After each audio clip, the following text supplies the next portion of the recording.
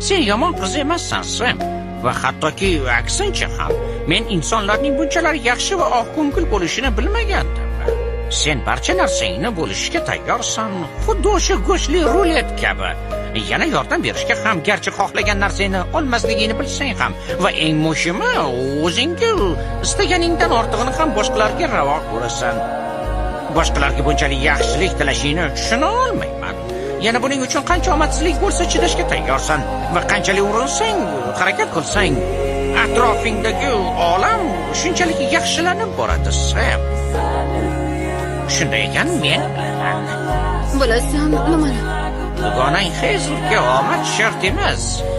U shundoq ham dunyodagi eng baxtli qizaloq, chunki yonida sen borsan.